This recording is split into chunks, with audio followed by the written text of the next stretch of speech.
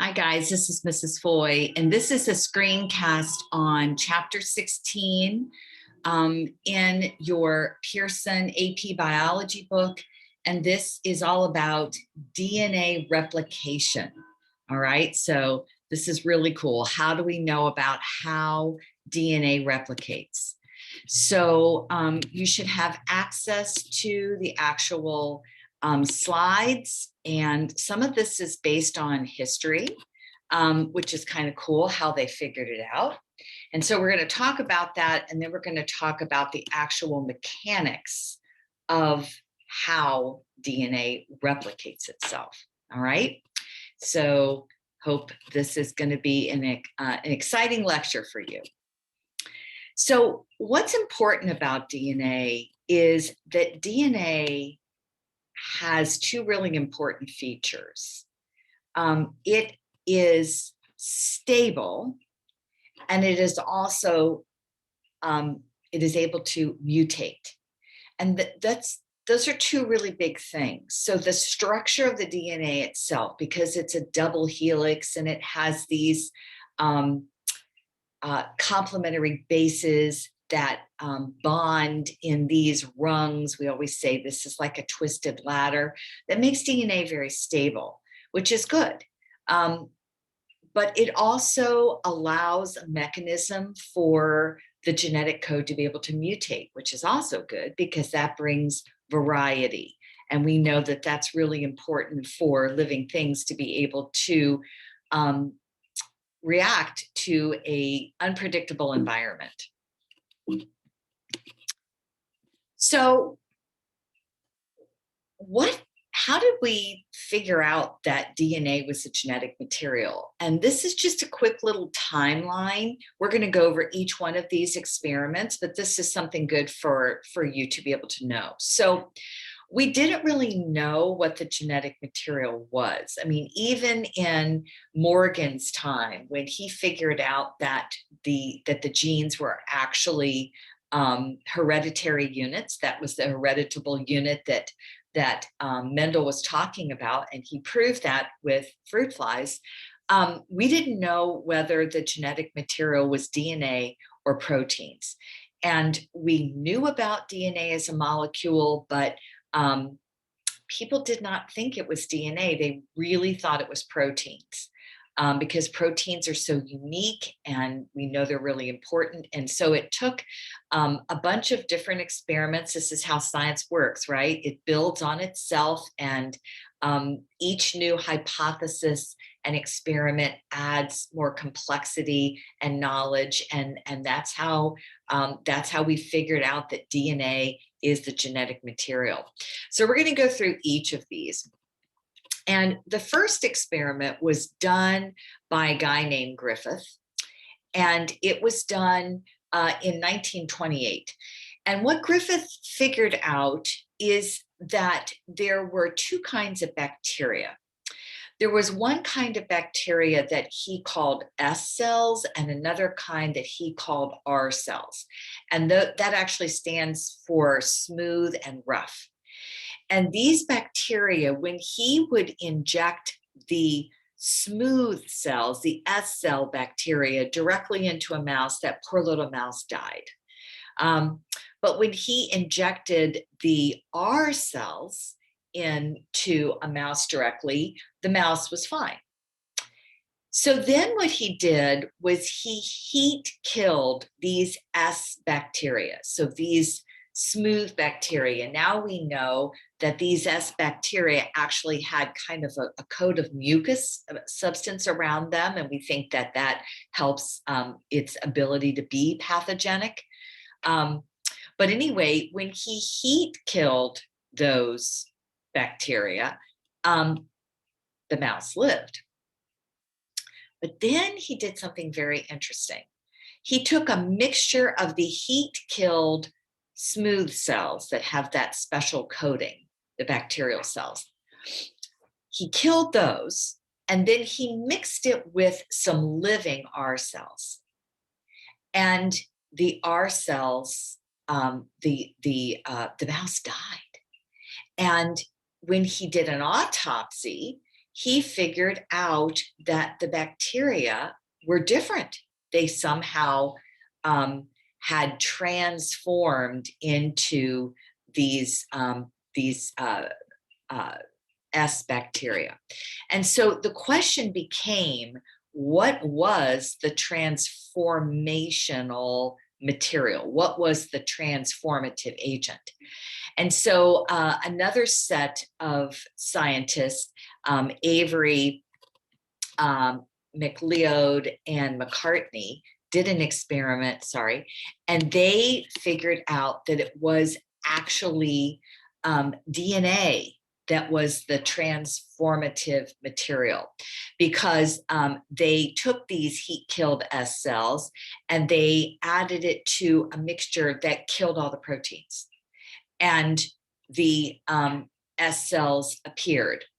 Then what they did was they added RNase, and they killed all the RNase, they destroyed all the RNase, and the S cells still appeared.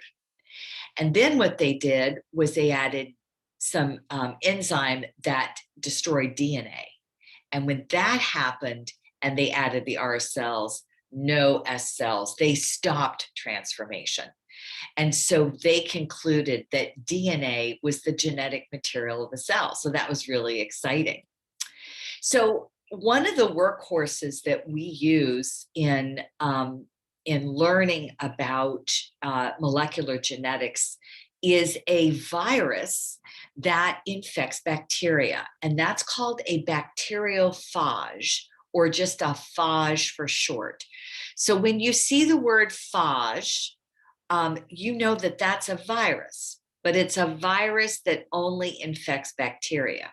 And you don't really think about that, but bacteria have tons of viruses that affect them.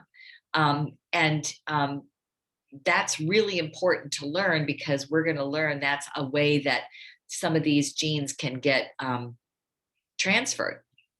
But basically what a bacteriophage does is it's a protein capsule, and the virus has some genetic material in it. And when it docks with the bacteria that it's going to infect, it injects its genetic material. Could be DNA, could be RNA. And this is actually an actual electron microscope picture of a bacteria, poor bacteria, that is being infected with these bacteriophages. So what we have since found out is that there are 3 different ways that bacteria can transfer genes back and forth. One of these ways is bacterial transformation. And so this is what was happening in Griffith's experiment. And we know that pieces of DNA can actually be absorbed by a recipient cell. And we know that bacteria do this with antibiotic resistant genes. And that is how antibiotic resistant spreads in bacteria. So that's important to know that. Another way is bacterial transduction. And transduction is when you have a phage that can donate some genetic material when it reinfects another cell. And that's another way bacteria can get genetic material. And then another way bacteria can get genetic material we know now is something called bacterial conjugation. And that's basically bacterial sex. And what can happen is that they can actually grow a little cytoplasmic bridge between each other. And a lot of times we see this when they are in dire straits, like when they're in an environment where they're being stressed.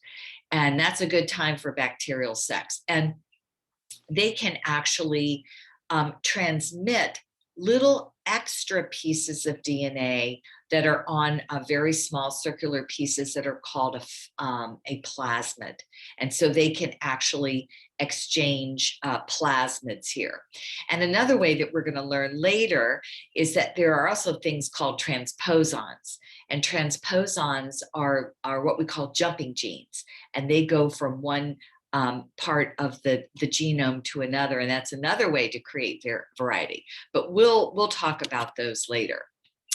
So then later on came an experiment where Hershey and Chase were again trying to figure out and nail down, was the infectious material in a bacteriophage, was it actually the protein coat, or was it the DNA material inside? And so they came up with this ingenious experiment, and they knew that sulfur was an element that was ubiquitous in DNA. No, I erased that, sorry.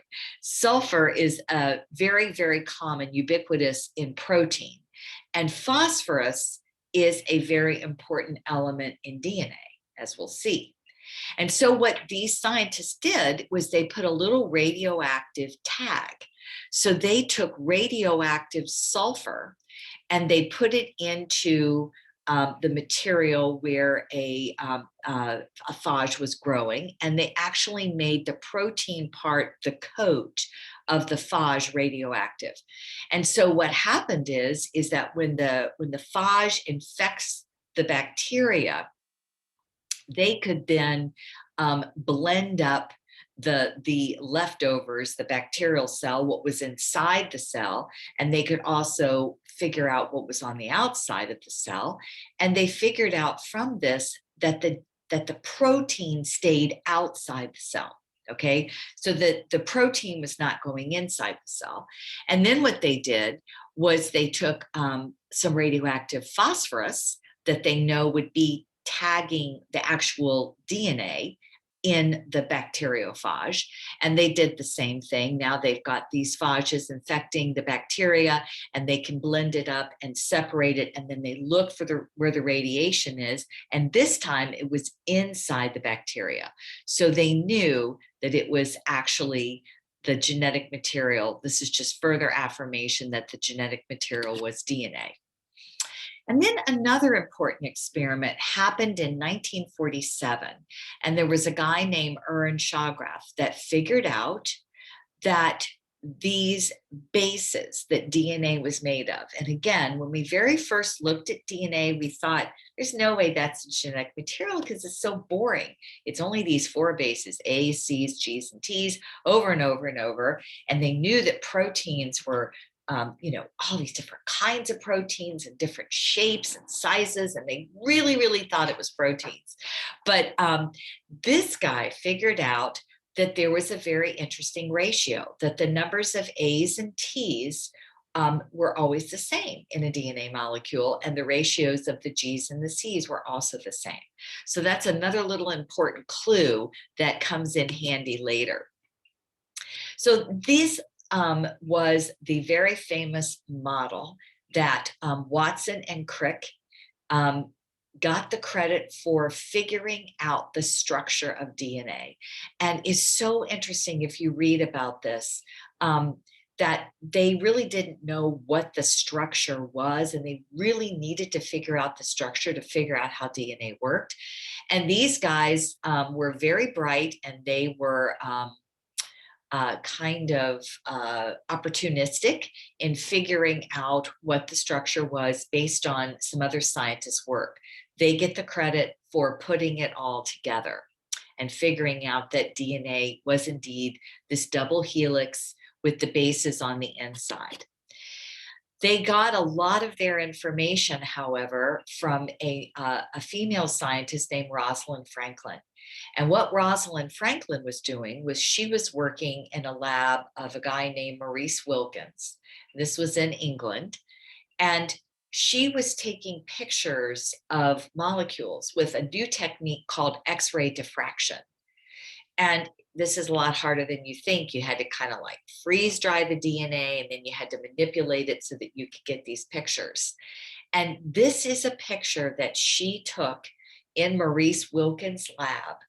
And when Watson and Crick saw this picture, it clicked for them that they were actually looking down, kind of like looking into a tornado. They were looking into the spiral of the DNA helix, and they knew from this picture that it was a double helix, and that's what helped them. So I should say that Crick and Watson and Wilkins Rosalind Franklin's boss, got the Nobel Prize for the structure of DNA. Rosalind Franklin did not. She got cancer and died. And so you can't give a Nobel Prize to somebody who's passed away. But a lot of people really believe that, that she was cheated out of that fame because certainly her work and her research had a huge contribution to figuring out what the structure of DNA was. So then came the question, well, how does DNA copy itself? Because we knew that DNA had to copy itself. And there were three hypotheses about how that could happen. One was called the conservative model. And in the conservative model, you can see that the old DNA, the original DNA, is in dark blue, and the new DNA material is in kind of this turquoise color. And so what they figured out is, well, maybe the DNA is made from a whole new double helix strand, and the parent molecule stays intact. So you can see after the first replication and after the second replication what that would look like, how you can kind of trace back the original parent DNA material. Another hypothesis was the semi-conservative model, which shows the original DNA then being split apart and new DNA strands being made with the old DNA strand as kind of a guide. And so that you can see after a second generation what that would look like with the original DNA material and new DNA material.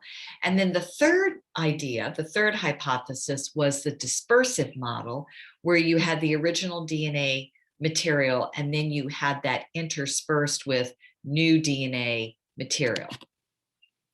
And so Michelson and Stahl figured out the answer to this question by a very famous experiment in 1958.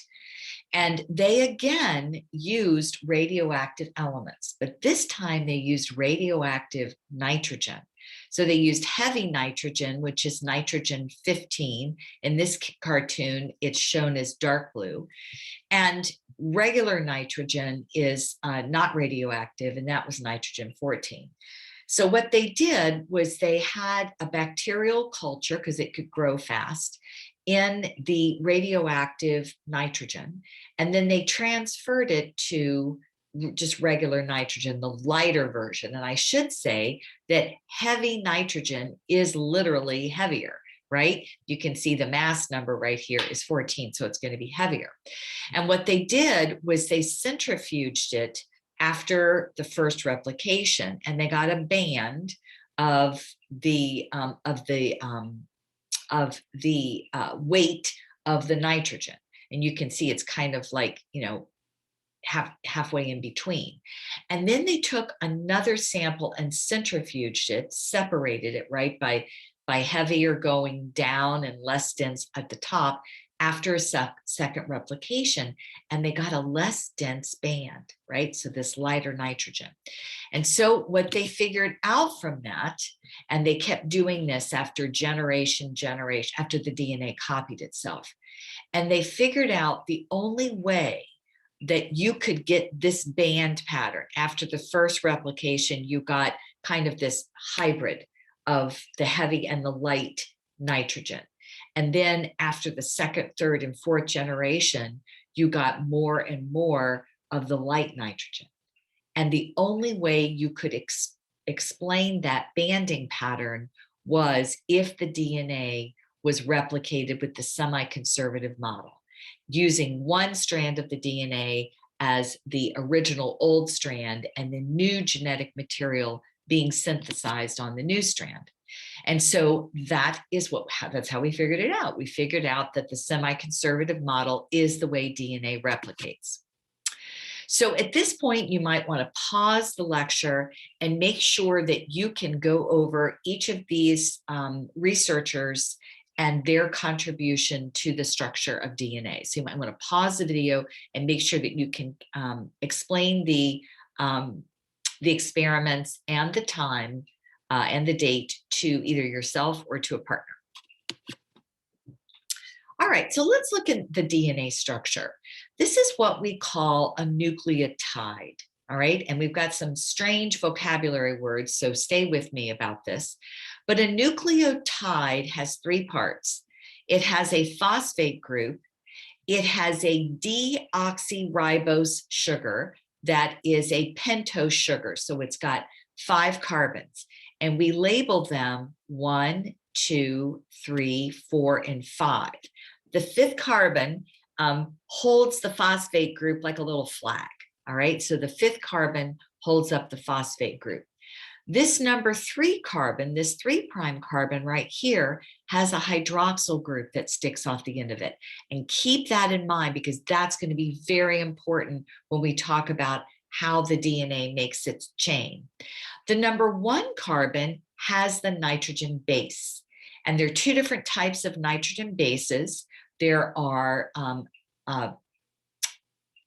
pyruvates, there are purines, and there are pyrimidines, all right? And we're gonna talk about how you figure out the difference between those. So the A's, G's, C's, and T's are in 2 different categories.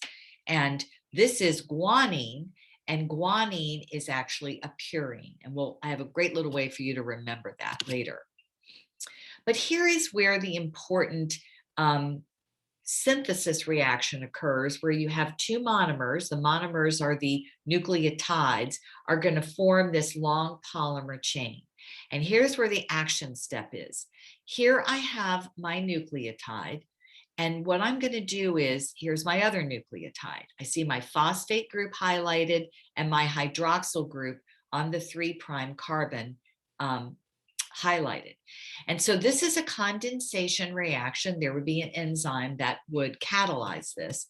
And what happens is you have water coming off, and you have the phosphate group now bonding directly to what was left of the hydroxyl group that was sticking off the 3' carbon. And this bond right here in pink is now called a phosphodiester bond. That's really important that you know that type of bond. That's how we build the DNA. So now look, I have a little 2-chain nucleotides in my growing DNA molecule. So here I've got an ATP molecule. All right, here I've got an ATP molecule. And in order to do this synthesis reaction that we just saw with the DNA, I need energy to do that. And so what we're going to see happen here is we're going to see a part of the nucleotide called a nucleoside. All right, so a nucleotide is a base, the pentose sugar, and a phosphate group.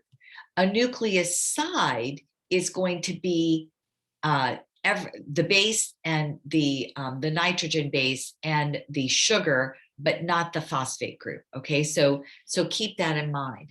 And so what's going to happen is that we're going to see that we're going to end up having 3 phosphates bonded to this nucleoside, but then some of those phosphate groups are going to come off, but the 1 phosphate group is going to stay on the nucleotide when this polymerizes. And so let's look now at the different bases. So one of my colleagues, Mrs. Erica Hallman, came up with this, and I love this, really very helpful. So there are pyrimidines and there are purines. Let's start with pyrimidines first. Hear that word pi, and does this kind of look like a pie to you? It's a single nitrogen ring. And so we say you cut, you C-U-T, the pi.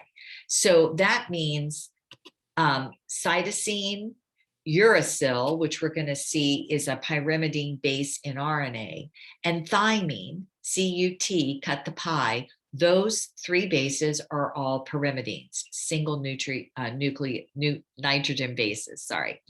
And then you have purines, which are double nitrogen rings for the base.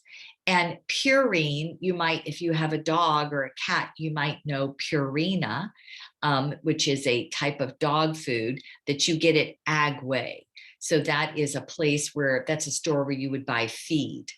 And so you can also think of this as a double dog bowl. You know how sometimes your dog or your cat has a sugar, a water and a food bowl together, and that's what kind of looks like. So you can think of that as like Purina cat chow or Purina dog chow, and that will help you remember that A and G are purines, or the double nitrogen ring.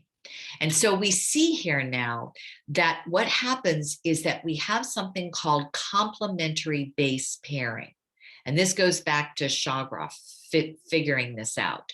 So A's always bond with T's, and we can see that these beautiful hydrogen bonds, which are extra, they are extra molecular bonds, are going to be holding together the A's and the T's. And uracil is a substitute for thymine. And so that would also be two hydrogen bonds that hold together the A's and the U's. And then we have the guanine, and we have the guanine, and we have the cytosine. And we can see here that we have a 3 hydrogen bonds between G and C. So we have our purines that are A and G, we have our pyrimidines that are C and T, and we can see 3 hydrogen bonds between the C, Gs, and 2 hydrogen bonds between the A's and the T's. So the DNA molecule is indeed a double helix, and that's what we saw in the beautiful Franklin picture, the X-ray crystallography picture of the DNA helix. And it's a very regular helix. So we know the actual spacing of the different helices. We know how wide it is. And we know that the DNA molecule is what we call anti-parallel. And so remember talking about that 5' carbon, that the phosphate group sticks out like a flag, and the 3' carbon, which bonds in a diphosphoester bond here. So the 5' end is where the phosphate group sticks out. If you look at this side of what we call the backbone, the 3' end with the hydroxyl group sticks out kind of naked by itself. On the other rung of the ladder, so these are the places on the ladder where you would hold, we have a 3' end sticking up, and the 5' end with the phosphate group actually going down. So anti-parallel, right? Anti-parallel means that the backbone is running in 2 different directions, and that's really important. All right, the bases are in the center. You have complementary base pairs with the A's and the T's, and the C's and the G's with the hydrogen bonds holding those together. So what we're going to see, and this was hinted at with some really smart scientists, but it really wasn't proven until later, that one strand of the DNA is going to act as a template strand. A template is something that you copy from, and that is going to be when we replicate and make new bonds, a new strand of DNA. And we have to break the hydrogen bonds first in order for that to happen. So in DNA replication, there is a big difference between prokaryotes and eukaryotes. So let's take a look at that. In DNA replication in a bacterial cells only have one piece of circular DNA, unless they have plasmids, which is a much smaller circular piece of DNA. This is going to be the main chromosome in a bacterial cell. And what happens is that when DNA replication starts, remember the first thing we have to do is separate the bases.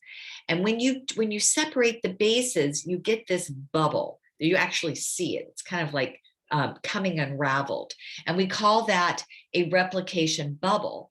And the Y-shaped area, so here's one replication fork, and here's another replication fork. And you see that the replication of the DNA is going in this direction, both ways around the circle until you get a new copy. In eukaryotic DNA, which has much more DNA in it, the chromosomes are rod-shaped structures. It would take years and years to copy the DNA if we just had one replication bubble. So what happens is we have multiple.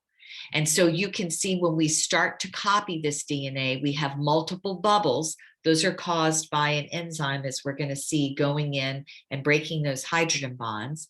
And then I can see the Y-shaped replication forks, right? And so the replication is going in either directions, and then they kind of blend together to make two separate, what we call DNA daughter molecules that are made of half old, half new material. So let's talk about how this is actually formed. So here is my backbone, all right? So here is my, what we call the template strand. And the template strand is going to be used to copy from. Here is my new strand, all right? So this dark blue color has already been separated with the bases. And so these turquoise bases are now new bases that are being synthesized to form the other half of the double helix. But let's look at what's being added here.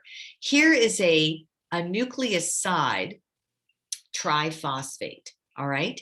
And so I've got 3 phosphates together. When you see that, you should think, wow, just like an ATP, if I have those 3 phosphates together, that is definitely something that's going to tell me that something is going to happen, because this is a very reactive molecule. And these are going to be floating around in the nucleus in eukaryotic cells or in the bacterial cell itself.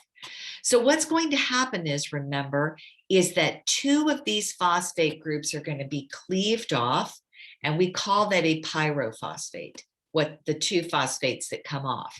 But the 1 phosphate is going to stay, and it is going to form a condensation reaction with the hydroxyl group of the 3' carbon that's sticking down, and that comes off as water. And now I have my new phosphodiester bond that is forming right here. And then I can see that I have a new hydroxyl group that's from the new carbon on the 3' carbon there. And so that is that's how DNA makes a new strand. And so here's a picture of this, right? So here I have my template DNA strand. This is my new strand that's growing. Here is my my nucleotide coming in with my 3 phosphates. The pyrophosphate comes off, and the enzyme that actually is going to catalyze this is DNA polymerase, which we're going to talk about in just a minute. So what I'd like you to do at this point is just pause the video for a second and make sure that you know all of these different terminologies before we go on any further. All right, so pause the video and be able to explain it to your partner or to yourself. So guys, this is something that's called the central dogma of biology. A dogma is like a really important law kind of thing. And the central dogma of biology is this, that DNA can replicate itself. That's how it makes new copies of DNA. DNA can also rewrite the genetic code on a piece of RNA, or specifically messenger RNA. And then that messenger RNA goes on to direct the formation of a particular protein. So this is the central dogma of biology, super important. Transcription is what we call making an RNA molecule that is complementary to the DNA molecule on the sense strand, and then making a protein from the directions that were rewritten on the RNA molecule. We know the DNA in eukaryotes always stays in the nucleus. The messenger RNA is going to go out of the nucleus into the cytoplasm, where the protein assembling machinery, the ribosomes, are going to be. All right.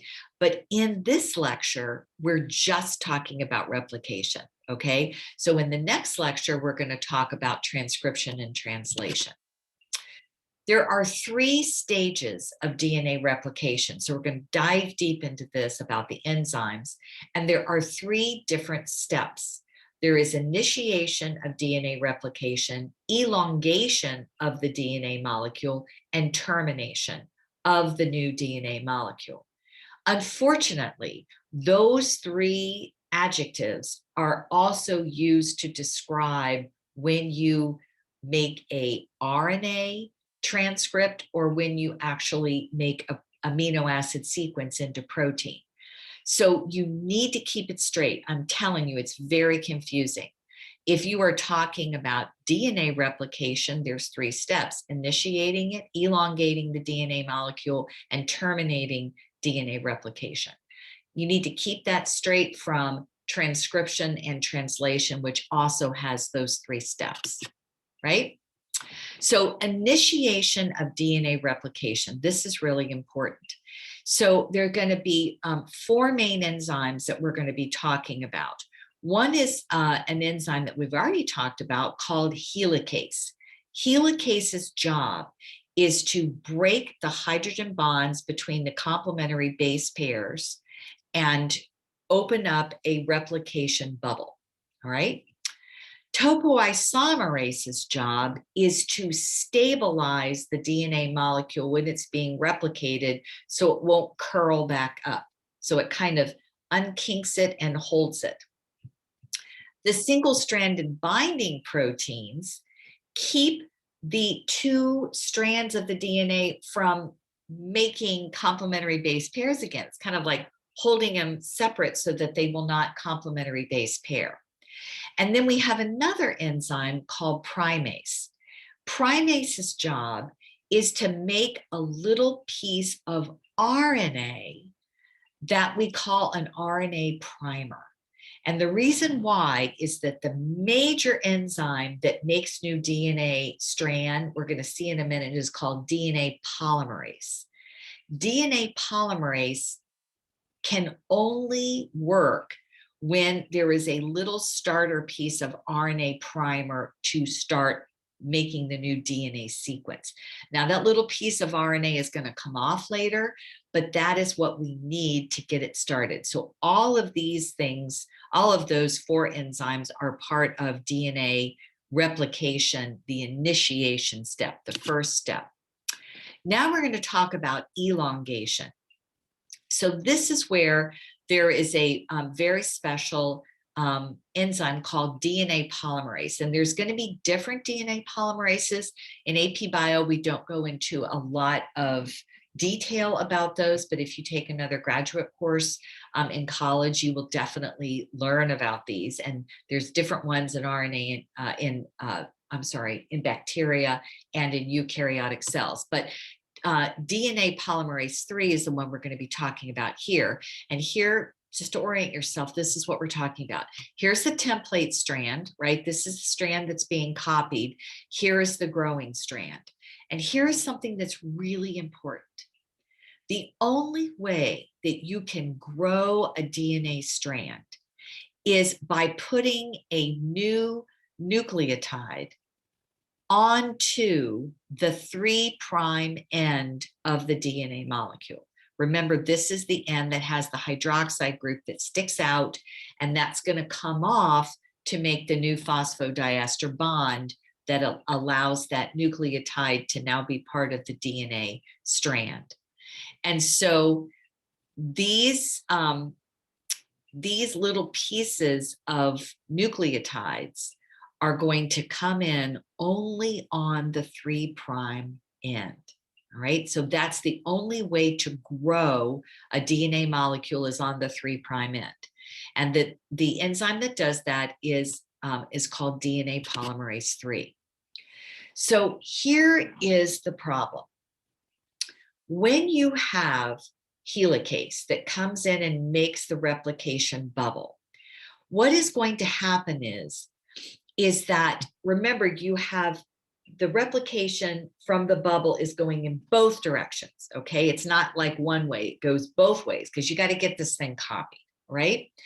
And so what happens is that there is going to be a difference in the way that you copy DNA.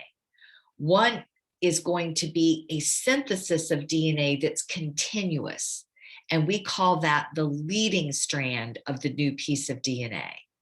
And then we have the other strand of the new piece of DNA that's going to be replicated discontinuously, in other words, in little chunks. All right. And this is because you can only add new nucleotides onto the 3' area. Okay, so let's take a look at this. And I'm going to look this way first. All right.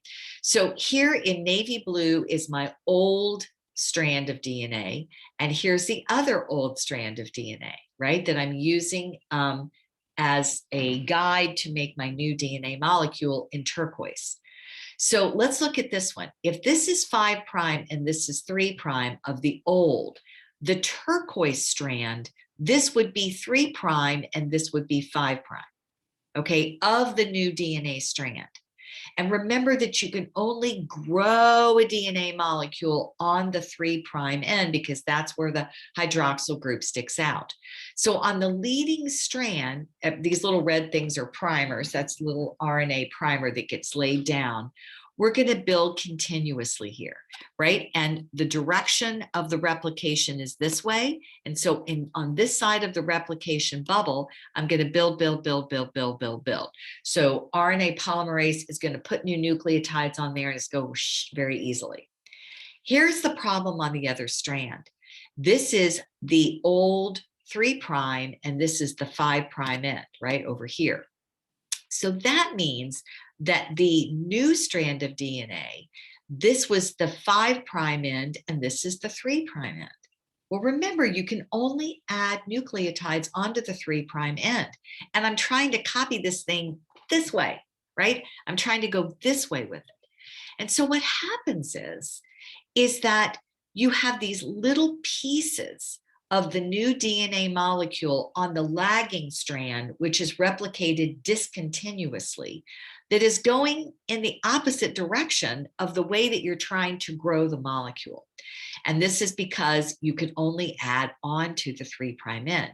And so you kind of go copy, then go up a little bit, copy, go up a little bit, copy. And so these little pieces are called Okazaki fragments, and they are later glued together to make the new DNA strand. And you notice that the leading and lagging strand are going to be flipped, going the opposite direction. So let's look at the leading strand first, all right? Because this is the easy part, all right? So what do we have here? We have my DNA helicase. We have our single-stranded binding proteins. It doesn't show topoisomerase here, but that's going to be there as well. And then I'm going to have my DNA polymerase 3, which is going to grab nucleotides that are not shown in this picture. And I'm going to be adding on from the 5' to the 3' direction of the new DNA molecule. All right. And it's going to go, and I can see it right here in turquoise, right? Here's my RNA primer that's going to come off later. But in the elongation step, this little DNA polymerase is just going to add new nucleotides, here seen in turquoise, in the 3' direction, because the 3' end can just add the new nucleotides right on there. But in the lagging strand, that's where we have to kind of go backwards to go forward.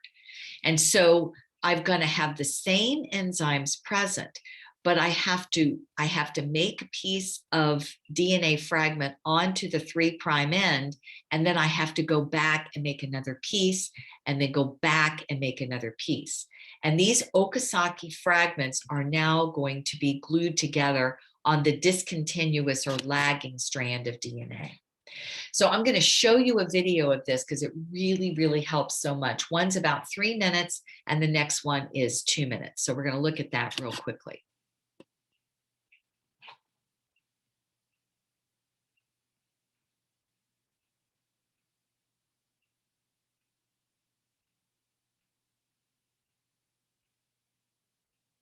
DNA is a molecule made up of 2 strands, twisted around each other in a double helix shape. Each strand is made up of a sequence of 4 chemical bases, represented by the letters A, C, G, and T. The 2 strands are complementary. This means that wherever there's a T in one strand, there will be an A in the opposite strand.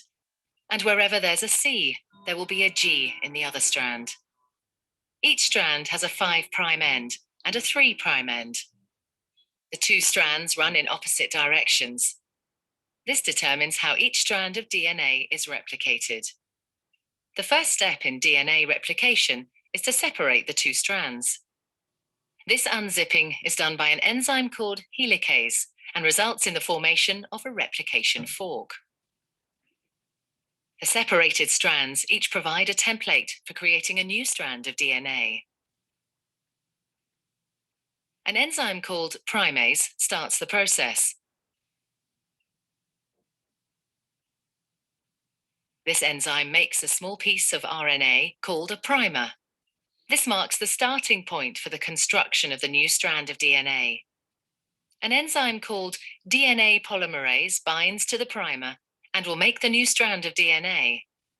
DNA polymerase can only add DNA bases in one direction, from the 5' end to the 3' end.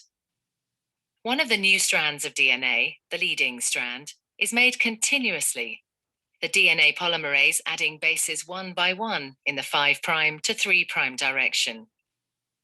The other strand, the lagging strand, cannot be made in this continuous way because it runs in the opposite direction. The DNA polymerase can therefore only make this strand in a series of small chunks called Okazaki fragments.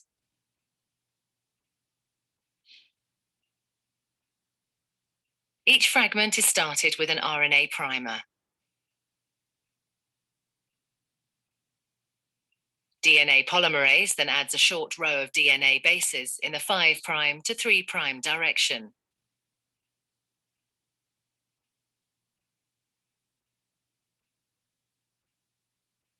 The next primer is then added further down the lagging strand. Another Okazaki fragment is then made, and the process is repeated again. Once the new DNA has been made, the enzyme exonuclease removes all the RNA primers from both strands of DNA. Another DNA polymerase enzyme then fills in the gaps that are left behind with DNA. Finally, the enzyme DNA ligase seals up the fragments of DNA in both strands to form a continuous double strand.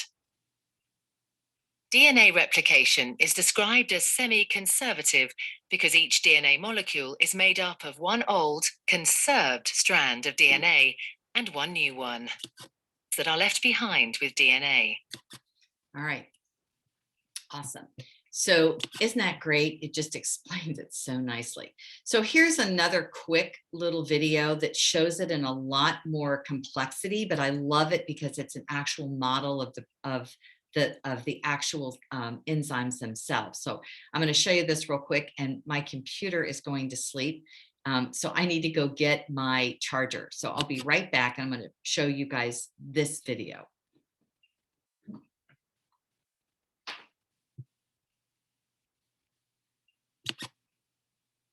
During DNA replication, both strands of the double helix act as templates for the formation of new DNA molecules.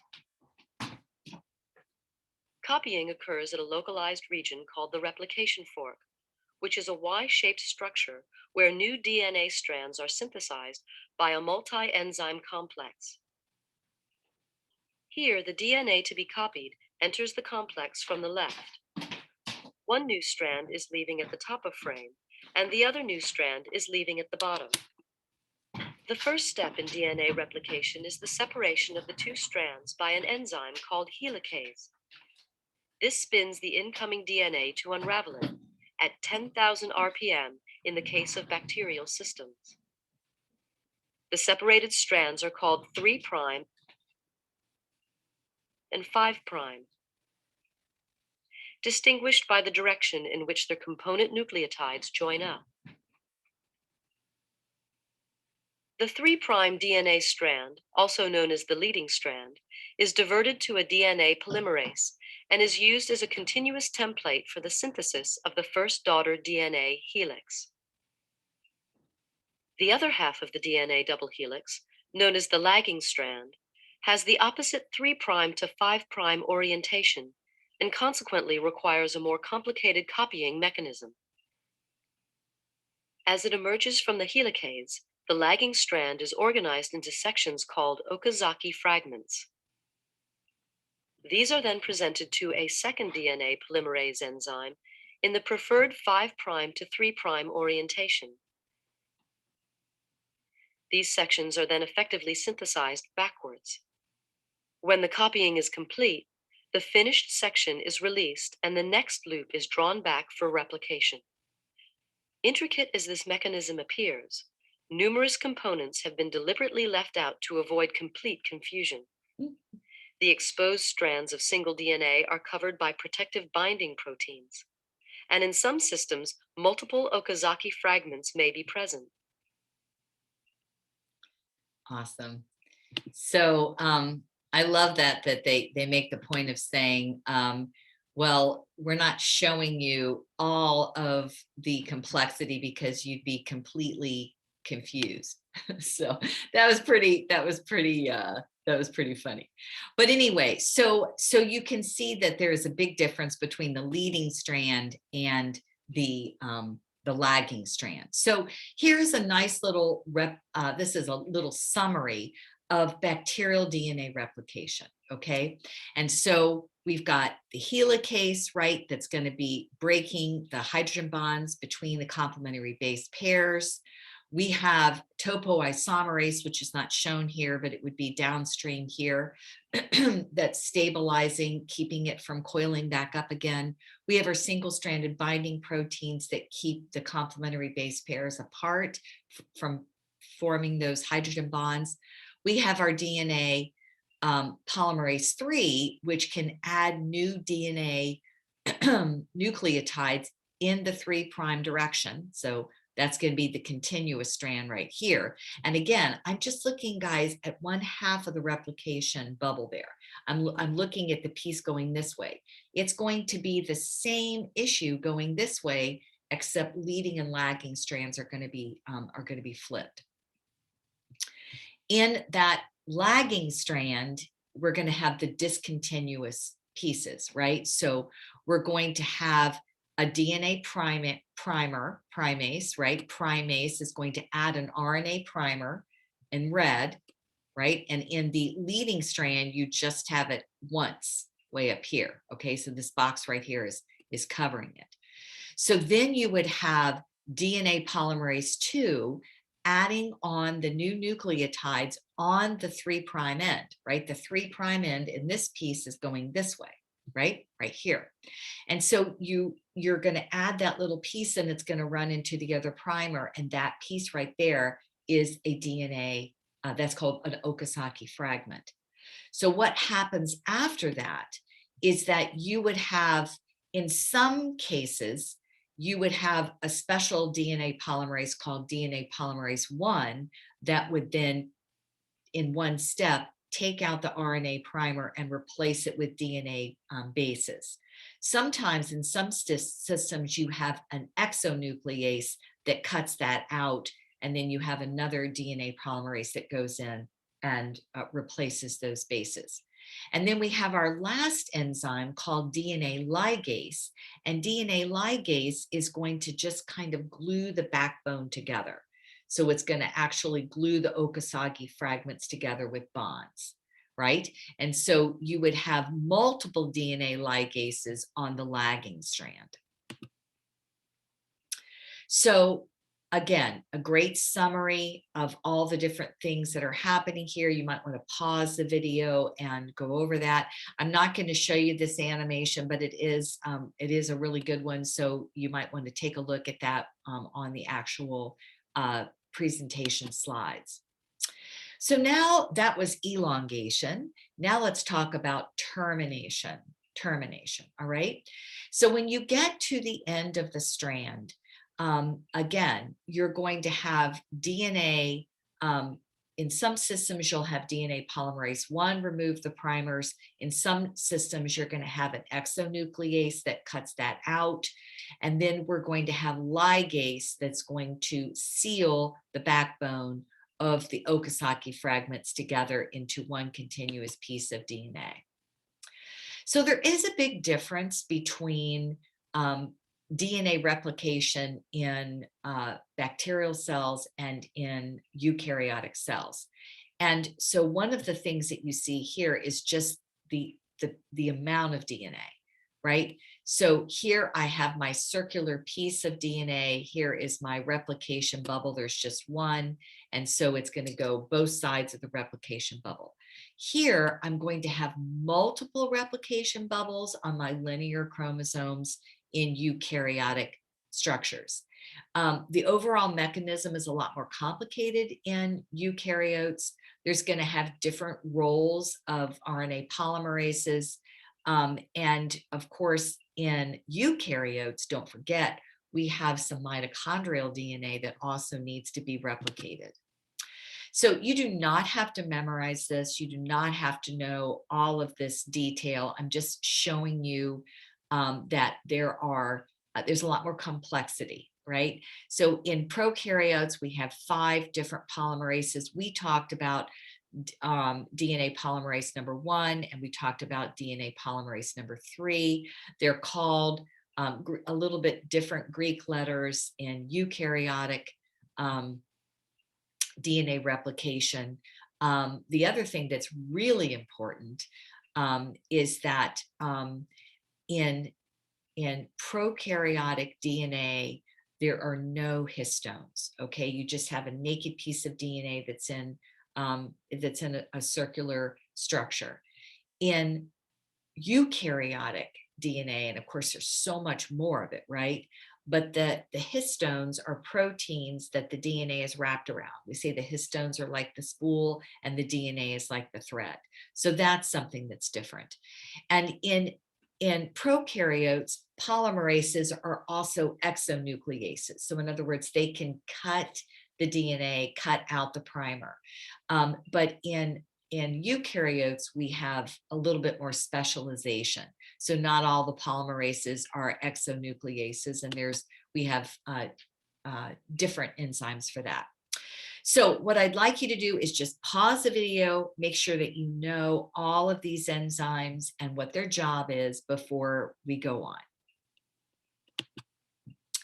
All right, so let's talk a little bit about cutting DNA and repair of DNA. So one of the things that that happens when there is a mutation, so say the DNA polymerase makes a mistake, right, and puts in a different nucleotide than the one it should be there, that actually causes a disruption in the shape of the DNA double helix. And so those can be read or supposed to be read by some enzymes that are going along that are looking for mutations. And so there are some nucleases, which can either be endonucleases or exonucleases. Nuclease, so it's going to break the nucleic acid, in this case DNA, and it would then cut the damaged part out, and then the DNA polymerase would go in and replace it with the correct DNA nucleotide, and then you would have ligase that would then seal the backbone of the phosphate sugar structure. So exonucleases are nucleases that that make cuts on the ends. All right, they don't work on circular DNA, so you're not going to see those. You're not going to see exonucleases in DNA replication in bacteria. Endonucleases are going to cut in the middle of the DNA molecule or RNA molecule, and they do work on circular DNA. And I just wanted to show you this word that we're going to talk about: restriction endonucleases. We're going to do a lab on those. Restriction endonucleases are going to cut at specific DNA replication sites. And so that's going to be really important when we do our lab. So here we have endonucleases that cut internally in the DNA molecule, exonucleases that cut on the ends. And then we have these restriction endonucleases that recognize specific patterns of the bases, and they make what we call jagged cuts. And that's going to be really important when we do some DNA genetic engineering. So let's talk a little bit about telomeres. You might remember that telomeres are the structures on the outside edges of the chromosomes in eukaryotes. And we know that they're not coded. There's no coding there. They're just these ends of these chromosomes. And they have these unique DNA sequences, which is just a repetition of certain bases. And so one of the things that we recognize about telomeres is that as we replicate the DNA and then the cell divides, right? So DNA replication would happen during the S phase of the cell cycle, and then the cell would normally divide, right? So you have enough DNA for both new cells. On the lagging strand, there is going to be a piece of the DNA that doesn't have the new DNA nucleotides opposite it, because there was just no physical space for the RNA polymerase to fit. And so the new lagging strand is going to be a little bit shorter, right? You can see this piece right here. And so every time the DNA replicates, the ends of the DNA molecule, remember these are linear in eukaryotic cells, are going to get shorter and shorter and shorter. And so one of the things that we know about telomeres getting shorter is we know that when they get really short to the end, that seems to trigger apoptosis or cell death. And that's one of the things that we think happens with aging. We know that those diabolical cancer cells get around that by making their own enzyme to make more telomeres. In other words, to extend the telomeres so that they are immortal.